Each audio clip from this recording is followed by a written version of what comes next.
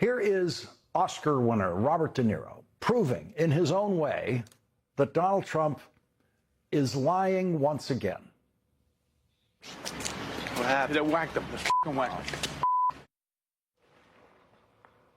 They whacked him, not they 86'd him. In the Oscar-nominated script of Goodfellas, written by Nick Pileggi and Martin Scorsese, not a single mob guy uses the term 86 for anything. It appears Donald Trump was hate watching this program last night when I once again read Merriam-Webster's explanation of the etymology of the slang use of 86. Quote, 86 is slang meaning to throw out, to get rid of, or to refuse service to. It comes from 1930s soda counter slang, meaning that an item was sold out. Friends of mine who worked in restaurants and are currently working in restaurants have been texting me to say that they use 86 all the time to mean they have run out of something. In 1933, in Walter Winchell's column, he wrote, 86 means all out of it. But after this program last night, Donald Trump took to social media to try to help prosecute James Comey by writing, quote, 86 is a mob term for kill him. They say 86 him, exclamation point. 8647 means kill President Trump. We patiently await Donald Trump producing the FBI wiretaps of mob guys saying 86. None of the FBI wiretaps that I've ever listened to have mob guys included the term 86 in anything they were talking about, including killing people. Donald Trump is now trying to co-prosecute the criminal case against James Comey by inventing dialogue. Donald Trump's criminal defense lawyer, who won him 34 guilty verdicts in a Manhattan criminal trial for business fraud in his payoff scheme to porn star Stormy Daniels, is now Donald Trump's acting attorney general, who, in a desperate attempt to win a nomination from Donald Trump to become the actual attorney general, has humiliated himself by obtaining the goofiest federal indictment in history, charging James Comey with threatening the life of the president by posting on Instagram this photograph of terrifying seashells. We await Donald Trump's social media team's search of every screenplay ever written, but in the meantime, it's worth noting that the most acclaimed gangster film of all time, which is also possibly the most acclaimed film of all time, The Godfather, does not have anyone saying 86, nor does the sequel, Godfather 2 or Godfather 3. The Godfather won Best Picture in the 1973 Oscars and Best Actor for Marlon Brando and Best Adapted Screenplay for Mario Puzo and Francis Ford Coppola. That same year, the Best Original Screenplay Oscar went to the best movie about politics ever written by first-time screenwriter Jeremy Larner. And in that film that was made the same year as The Godfather, the term 86 does appear as grooming advice to the candidate Robert Redford. For starters, we got to cut your hair and 86 the sideburns.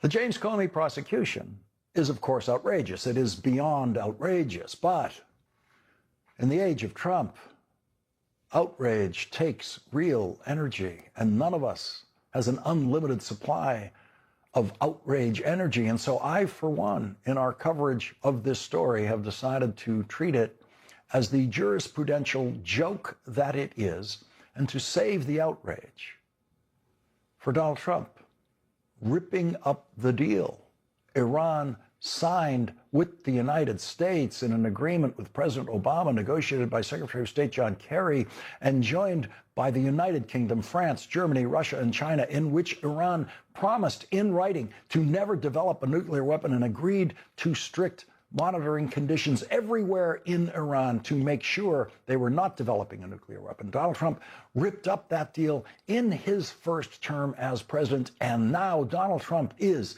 outrageously waging a war in an attempt to get that deal again with Iran.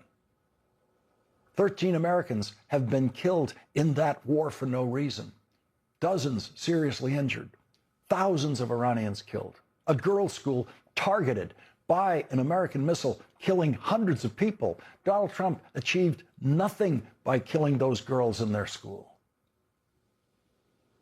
So I save my outrage for the people who are dying in Africa tonight because Donald Trump and Elon Musk and Secretary of State Marco Rubio took life-saving medicine away from those people. Babies born with AIDS in Africa because Donald Trump and Elon Musk took their mother's HIV medicine away from them during their pregnancies. Food that was on its way to delivery in a famine zone in Africa to starving people, stopped by Elon Musk and allowed to rot in a warehouse. Too many people are dead tonight because of the capriciousness and vicious cruelty of Elon Musk working under Donald Trump's authority and producing what Bill Gates, whose foundation has done so much life-saving work in Africa, called, quote, the world's richest man killing the world's poorest children.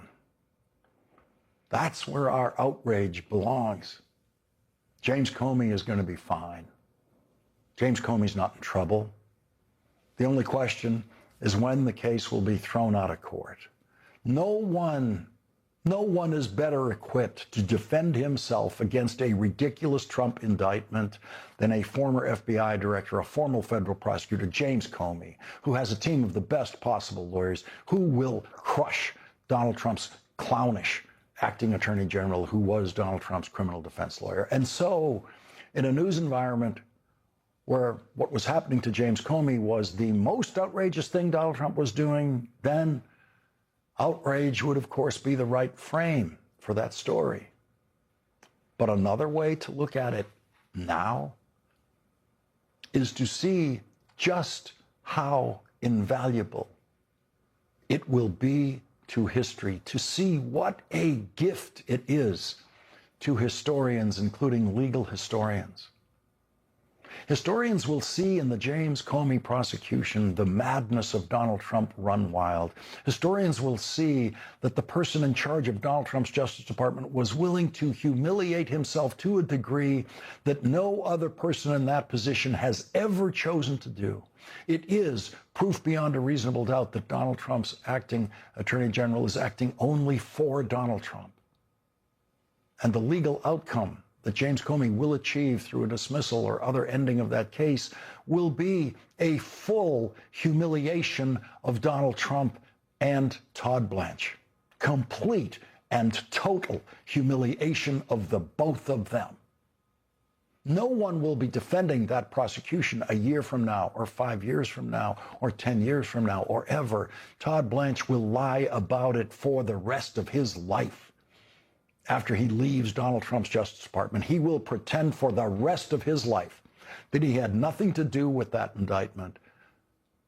But that indictment and the dismissal of that indictment will stand as proof in writing of just how abusive Donald Trump was, abusive to the people working for him, abusive to Todd Blanche, abusive to the Constitution, abusive to common sense. And Todd Blanche will stand convicted by history as someone who violated his oath to the Constitution by pursuing this indictment. Nothing the Trump Justice Department does will speak as simply and clearly to history as this indictment of James Comey and the eventual dismissal of the case. Every restaurant worker in America tonight is now legally smarter than Donald Trump's acting attorney general and Donald Trump. They all know what 86 means. It's that simple. Donald Trump and Todd Blanche have found a way to expose themselves, and they are both too stupid to know what they have exposed about themselves in their indictment of James Comey. War is the ultimate test of presidential credibility. And Donald Trump has entered his war with no credibility and continues to find new ways to damage his credibility every day. And the James Comey indictment is now helping to separate voters from Donald Trump, voters who haven't already left him. This indictment is utterly harmless to James Comey. He has the strength to crush it, and he will. The indictment only weakens Donald Trump, humiliates Donald Trump. And weakening and humiliating Donald Trump is what is necessary to separate more and more voters from Donald Trump and Trumpism, with polls now indicating Donald Trump's approval rating is the lowest it has ever been. And so a weak, humiliated president was essentially on trial today in a Senate hearing about his war in Iran, with a weak and humiliated Secretary of Defense unable to defend his war. Open source reporting has estimated that the military has used an outrageous number of Patriots. I'm not even going to say the numbers, but a lot of Patriots, a lot of THAAD rounds, JASSM-ER, Tomahawks, very expensive, exquisite. We can't make these munitions overnight, and it's clear from your budget request that you know that. Can you tell us how many years specifically is it going to take to replace these systems? Senator, thank you for the question. I would defer to the comptroller on the amount, because I think it's a lot higher than 53. If you look at long-range fires, JASSMs, LRASMs, Tomahawks, we're looking at $238 billion. Okay, we're looking at $40 billion for hypersonic. So I actually think it's closer to $330 billion in munitions. Okay, how many years to replenish? That's the question. I think that's exactly the right question, too, Senator, because the time frame we were existing under was unacceptable. Okay, well, and tell what this me, budget does, I mean, months and years, fast. Years. I mean, we're building new plants in real time. So just to replace what we have expended. I said months. And then you said years. It depends on the weapon system, but 2 to 3, 4x of what we have today. Okay. So yes, we're dealing with a reality under the previous administration of what they sent to Ukraine and what they allocated elsewhere. Okay, I got it. So And we we're fired rapidly doing years it quickly. worth of munitions. And it is clear that these are being expended to try to achieve some objectives. Once again today, Donald Trump said, quote, "We've already won."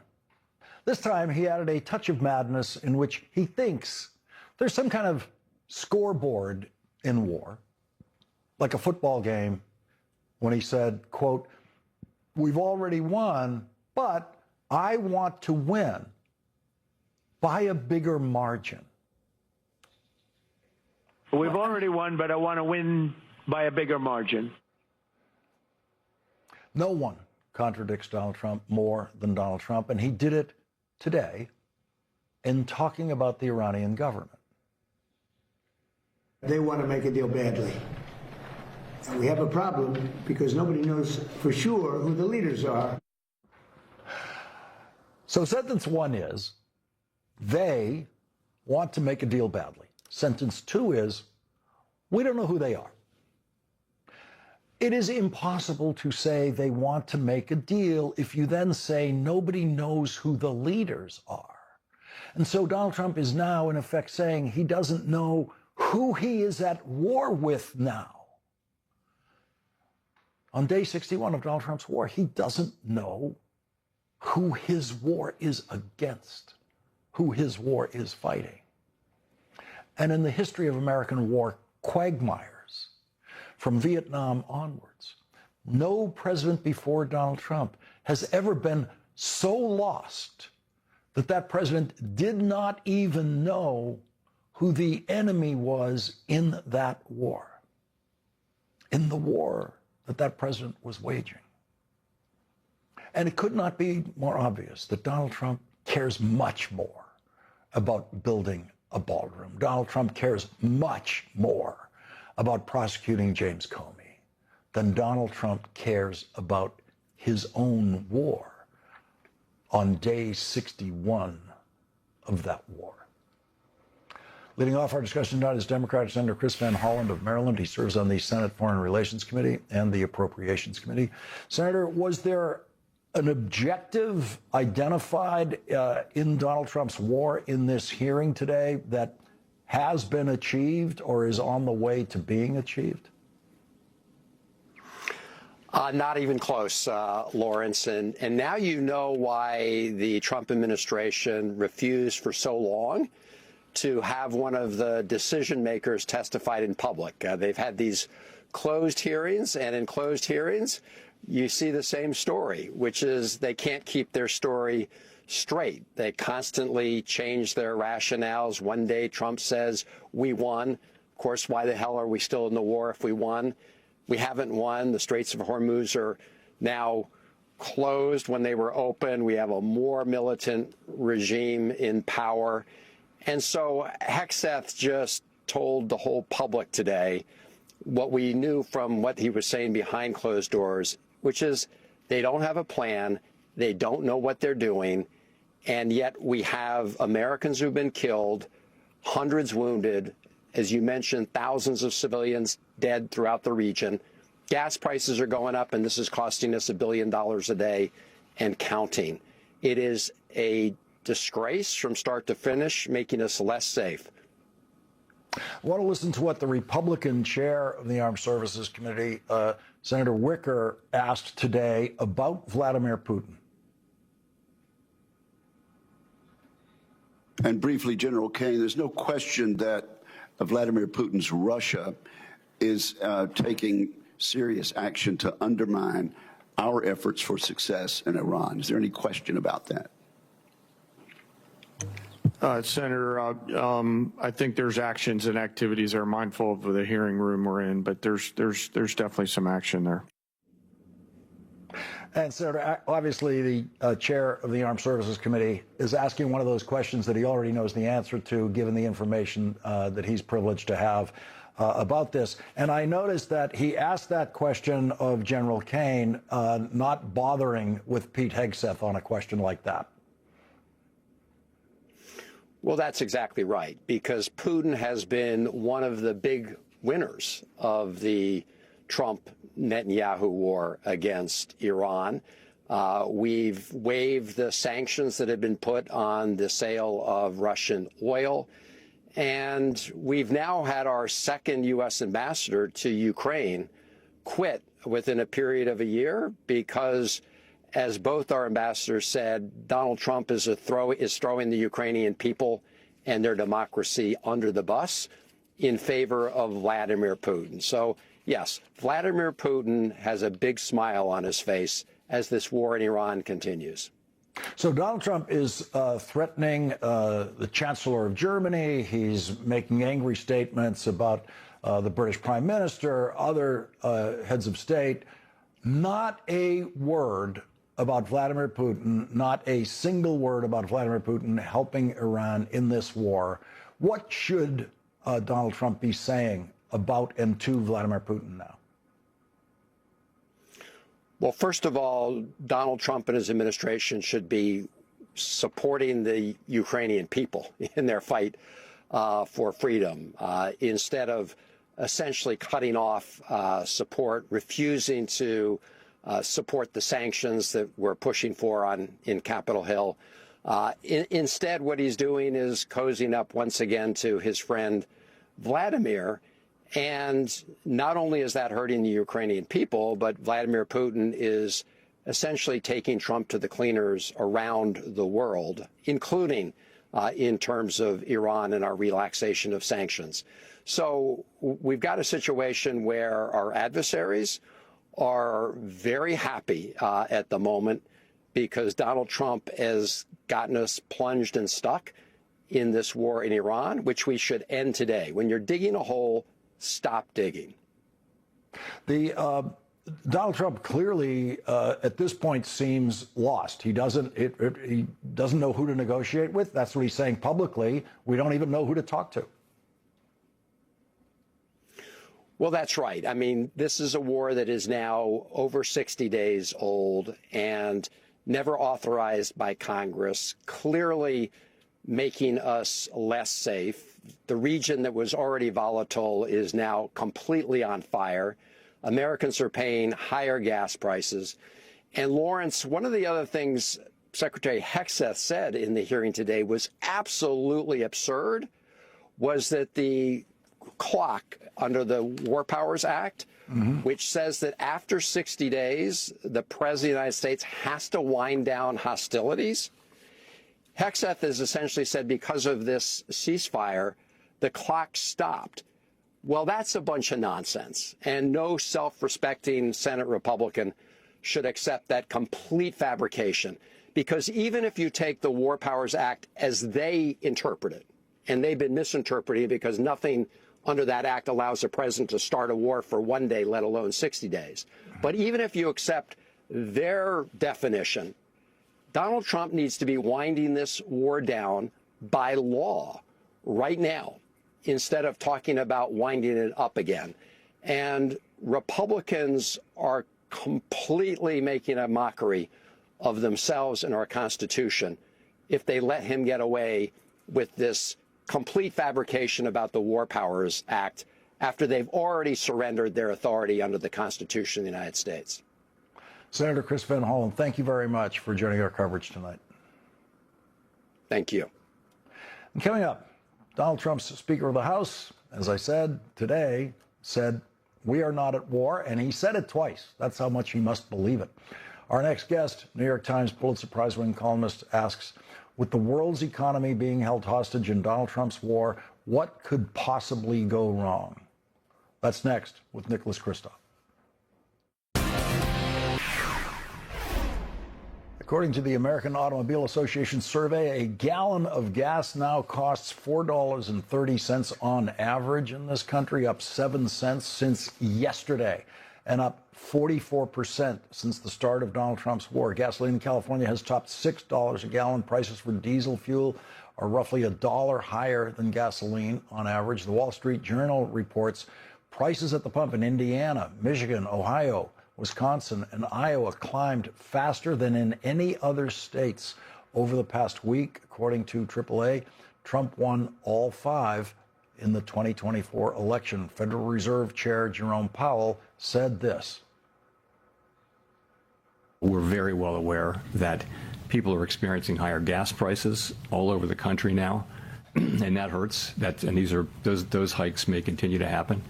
And other things are going to start to reflect airline fares I mentioned, and other products and services that are dependent upon petroleum and derivatives of petroleum. People are going to start to feel that. Polling shows Donald Trump's approval rating on the cost of living is now down to just 22%. And today, when Speaker of the House Mike Johnson was asked how long he would let Donald Trump's war go on without a vote by Congress, the Speaker of the House actually said, "We're not at war." New York Times Pulitzer Prize-winning columnist Nicholas Kristof writes, 2 months into the war, Iran and the United States each seems to feel it is in the stronger position, faced with the prospect of making concessions to the other side. Each may prefer to delay or escalate with the world economy held hostage. What could possibly go wrong? Joining us now is Nicholas Kristof, Pulitzer Prize-winning journalist and columnist for the New York Times. Nick, thank you very much for joining us tonight. So Donald Trump today is saying he doesn't know who to even talk to in Iran. And of course, he created that situation by, with what he initially billed as a great triumph by decapitating the regime. And, he's boasted of regime change. In a sense, he did get regime change. He created a harder line regime, one that is more diffuse, more IRGC. And, of course, the Iranians likewise have this sense of being overconfident, that time is on their side. And it's just so frustrating to see this. One can imagine a deal being done, Lawrence, but not with these characters. So Henry Kissinger spent the rest of his life after the Vietnam War blaming the Congress, especially Democrats in Congress, for not letting him fight the Vietnam War the way he wanted to. The lesson being, democracies don't like wars like this.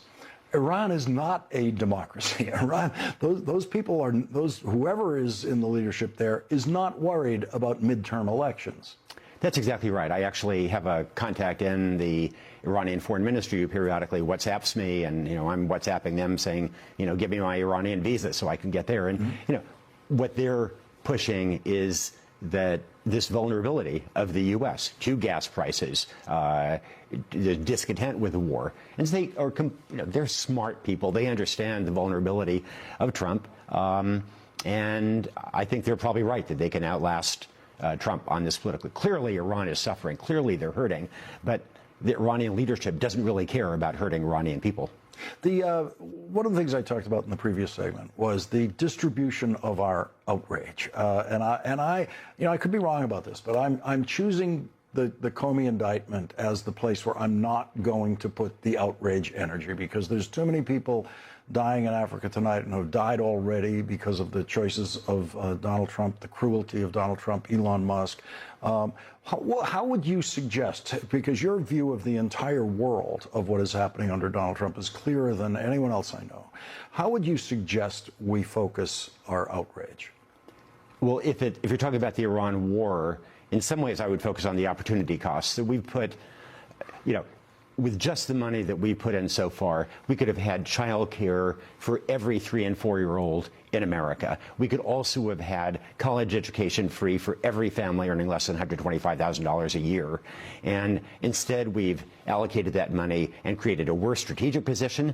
We've badly hurt the Iranian people, who we said we were going to help. And we've created a global crisis that is going to particularly hurt people in poor countries. Higher fertilizer costs, higher transportation costs are going to mean that kids are going to starve in South Sudan, and it may well be that more kids will die in Africa of this war than will die in Iran and the Gulf. The way Donald Trump is just confusedly stepping through this war, while every day seeming to cling to other things he's more interested in, like the ballroom or the Comey prosecution, is something we've never seen. Any other president in one of these quagmire wars is deep in the quagmire every day, for better or worse. I think the problem for Trump is that at this point he realizes there is no good solution. He can escalate militarily, but he's seen that does not work. He can continue the blockade. That hasn't worked so far. He can do a deal, but any deal that he does now is going to be worse than the one he walked out of, the JCPOA. It's going to be worse than what he could have gotten in January.